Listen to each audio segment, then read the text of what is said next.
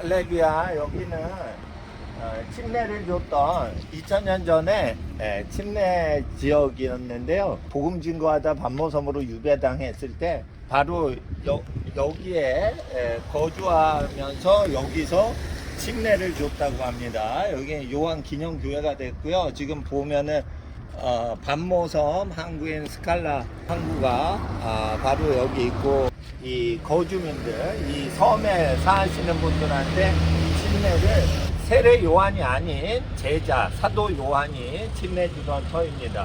세례 요한은 이 반모섬하고 상관이 없고요. 바티스 리오 이오한 뚜이 세오 로고, 하나님의 로고스, 하나님의 말씀, 요한에게 하나님의 말씀이 하나님의 소유인 것이 하나님의 말씀 요한이라는 닉네임이 있는 것입니다. 세례를 주던 침례죠. 침례 주던 터가 이 자리였다. 역사적으로 쭉 입증이 되고 또 주장이 되었던 자리입니다. 이게 바닷가에서 보시면 침례를 주던 침례 장소인데, 세인트 주안이 더 시알로지, 세얼로지안, 신학이라고 하지만 세오가 하나님이고 로지안은 하나님의 말씀의 존재를 얘기하죠. 그러니까 신학이라는 말은 원래 틀렸고 하나님의 말씀이라는 게 세올로지라는 뜻입니다. 세례를 줬다, 침례를 줬다, 웹타이즈드. 당시에는 이제 세례 안 주고 침례 줬어요. 물에 전신우다. 반모에 있는 헤비턴츠, 내부 섬 거주민에게 세례를 줬어요. AD 95년경에 그렇게 침례 줬던 터는 해안가고요. 기도를 했던 데는 산 중간에 계시동굴이라고 그러죠. 케이브 오브 아포칼립시스, 헬라어로 되어 있습니다. 그리고 계시록을 적을 때 이 젊은 제자가 프로로스라는 그 제자가 있어요. 그 젊은 제자가 받아 적고 요한이 계시를 받은 것을 받아 적는 것을 도와줬다는 내용이 있고요. 그리고 그걸 다 정리해 가지고 계속 요한 계시록과 요한복음에 대해서 집필을 꾸준하게 했던 장소가 저기 산꼭대기에 있는 성 요한 수도원, 1000년이 넘은 수도원이지만 2000년 전에 저 장소 산꼭대기에서 집필을 했었다고 카톨릭 신학자들하고 그리스 정교회, 동방 정교회 신학자들이 다 공통되게 주장합니다. 그래서 여기 반모섬에서 제일 중요한 장소는 이 요한의 거주터에서 침례를 했던 침례터, 이게 해안가에 있고, 산 중턱에 보시면은 계시동굴이 보이죠? 계시동굴이 보이는데 하얀 건물 두 개가 보이는데, 수도원 정상 밑에 약간 위에 그 건물들이 보입니다. 중간에 그 하얀 게 계시동굴이고 맨 위에 수도원이 있습니다. 수도원 뒤쪽으로는 넓은 도로가 있어요. 그래서 버스나 이런 성지 순례객들이 올 수 있는 넓은 도로가 있는데요. 중심지로 옛날 아주 사람이 걸어가던 길로 하면은 좁은 길이 나오지만 좁은 길도 이제 작은 차 두 개가 쌍방으로 다닐 수 있을 정도의 길은 됩니다. 옛날 길이 있고 새로 나온 뒤쪽에 넓은 도로가 있습니다. 그래서 반모섬에서 2000년 전에 사도 요한이 이곳에서 유배 왔지만 기도하고 침례하고 말씀을 집필하고 하면서 복음을 증거하지만은 하나님의 말씀이 가로막히도록 유배를 당했지만 하나님의 말씀 계속 증거하고 사역했다는 것을 여기서 입증을 할 수 있는 장소에 와 있습니다. 이건 사도 요한이 그건 제자고,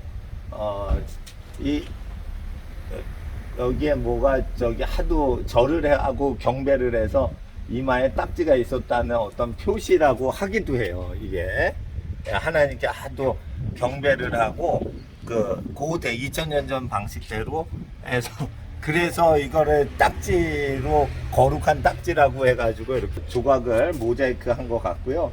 요거는 사탄인데, 사탄이 이 근처에 와서 세례 주는 장소에서 방해를 하니까 명령을 할 때 사탄이 떠나가는 모든 것들에 대해서 이제 얘기하는데, 요 바닷가에서 일어나는데 요 터에서 일어난 겁니다. 침례를 주는 거 반대하고 그럴 때 사탄에게 명하니 사탄이 떠나가더라. 그리고 산의 중간에 계시 동굴인지 모르겠는데 이게 산 중턱에 있고 산 위에서 이렇게 하나님하고 이렇게 교통하는 어떤 모양을 보면은 이제 해안가, 산 중턱, 산 정상 이렇게 해서 반모섬은 사도 요한의 섬이다 이렇게 볼 수 있고요. 저희들이 사도 요한의 일정을 보는데 여기까지 오는데 굉장히 고생을 많이 하고 왔어요. 오면서 사도 바울의 선교 답사했던 장소들까지도 저희들이 거쳐왔는데 지금은 1차 세계대전 패전으로 인해서 반모섬이 오스만 투르크 소유가 아니고 그리스 소유로 넘어갔죠. 그리스 소유로 넘어갔기 때문에 터키하고는 적성국이죠. 영토 뺏겼으니까 독도 분쟁하듯이.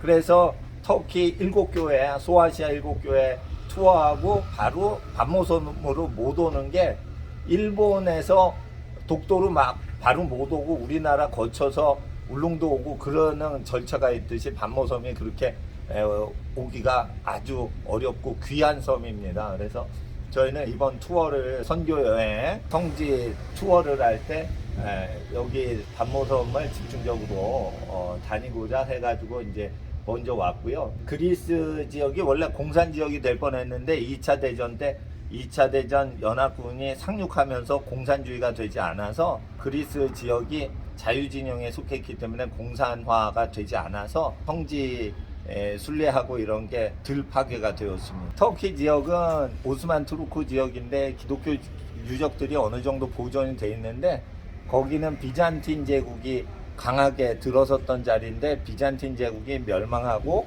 오스만 투르크가 지배를 하면서 이슬람이 되었습니다. 그러면서 나라가 망하면서 비잔틴은 망했고요. 근데 비잔틴 교회 문명하고 아주 비슷한 게 그리스 정도예요. 그래서 문양들을 이제 보시면은 비잔틴 시대의 문양으로 되어 있죠. 이게 다.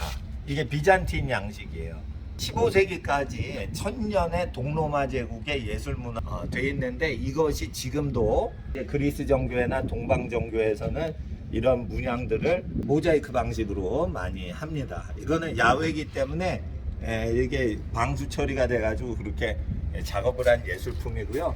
비잔틴 방식으로 되어 있죠. 그래서 비잔틴 방식은 이런 성화에 대해서 굉장히 입맞추고 예배에 들어가고 예배에서 나올 때도 입맞추고 집으로 돌아가는 의식이 있는데 그거 입맞추는 물건을 그 동방 정교에서는 지정을 해요.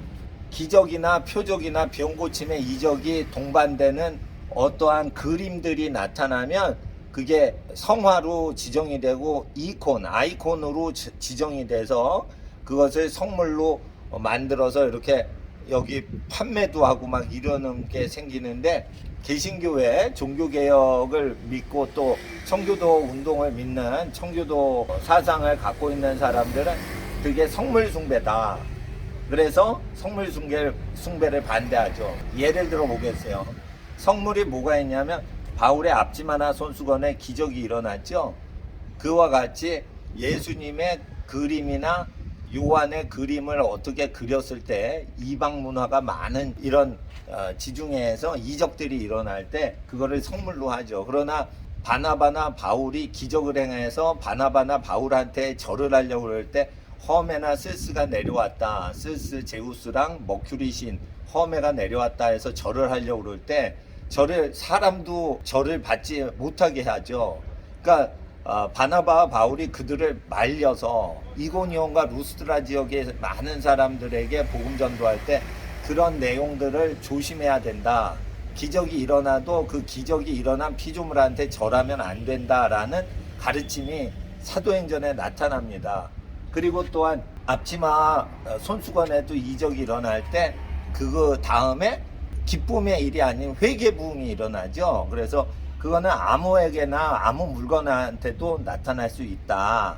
이렇게 본다면은 표적과 기사를 일으키는 성화나 손수건 앞치마에 대해서 귀중히 여기는 것은 신약 성경의 근거에서는 너무 낮은 수준의 신앙이다. 이렇게 신학을 정리할 수 있겠습니다.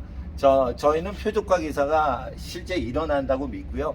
사람이 안수해서 또 기도해서만 일어나는 게 아니고 손수건이나 앞치마 또는 엘리사의 죽은 뼈랑 죽은 시체가 닿았을 때 사람의 시체가 다시 부활하는 엘리사의 뼈의 능력, 거기에 기름 부음이 있고 병 고치고 죽은 자를 일으키는 능력이 있다 하더라도 뼈나 앞치마 손수건에 절하진 않는다. 이것이 하나님의 말씀, 신약 성경의 말씀, 구약 성경의 말씀인 것 같습니다. 또한 큰 계시를 하늘에 천사가 보여줬을 때 사도 요한이 엎드려 그 천사에게 절하려고 할 때 천사가 자기한테 절을 못하게 하죠. 그래서 천사나 사도 요한이나 또는 성화나 앞치마 손수건 이런 사도들의 물건이 이적을 일으키는 걸 우리가 믿는다 하고 체험을 할지라도 그것을 자제하라 라는 게 신약 성경의 가르침이라서 저희는 그리스 정교에서 성상이나 성화 거룩히 숭배하는 거에 대해서는 좀 조심하자.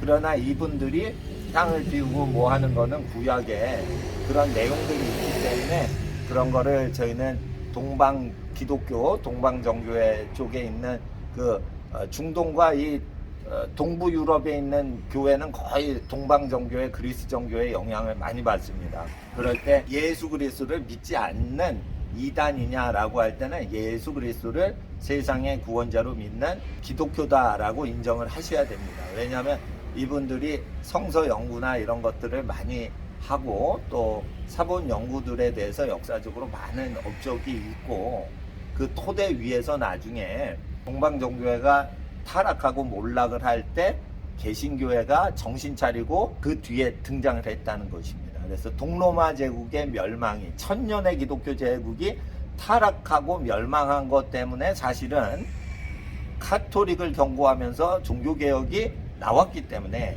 콘스탄틴의 멸망으로 나온 자녀가 종교개혁이다. 그래서 루터의 기록에 의하면 동로마 제국, 이 비잔틴 기독교 천년의 동로마 제국, 기독교 제국이 멸망한 것은 이슬람이 세서가 아니라 하나님의 심판이다. 그래서 카톨릭 서방교회도 회개 안 하면 안 된다라고 얘기를 하면서 종교개혁이 나왔기 때문에 이 동로마 제국의 비잔틴 기독교 문명은 타락을 했어도 그 기반이 성경에 근거한 거다. 그래서 저기 수도원에 여기 수도원이 맨 끝에 있죠. 그러면은 저게 천수백 년이 넘은 1500년 이상 된 사본들이 저게 많이 박물관에 남아 있습니다. 그래서 저 수도원에서 성서를 이렇게 필사를 했던 지역이에요. 그래서 성경을 그대로 믿는 신앙을 사도 요한은 유배 상태에서 가르쳤다. 그리고 계속 복음을 증거하고 침례까지 줬고 여기 사도 요한이 거주했던 장소라는 학설이 있습니다. 우리나라에서는 언더우드 선교사님 사택이 있었던 장소가 현재 세문왕교회 자리가 언더우드 선교사님이 사택 자리였죠. 그리고 언더우드 선교사님은 연희 전문대학 기독교 학교를 신촌에 건립하면서 왔다 갔다 하면서 광화문과 신촌 지역을 왔다 갔다 하면서 이제 사역을 많이 하셨죠. 그런데 마치 반모섬의 그런 지역이 아닌가 그렇게 생각을 합니다.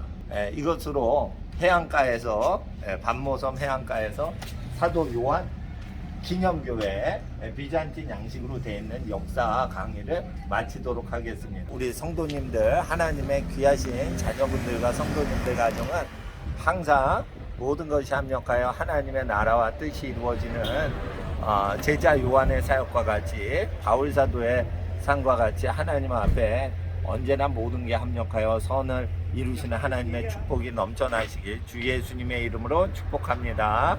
감사합니다.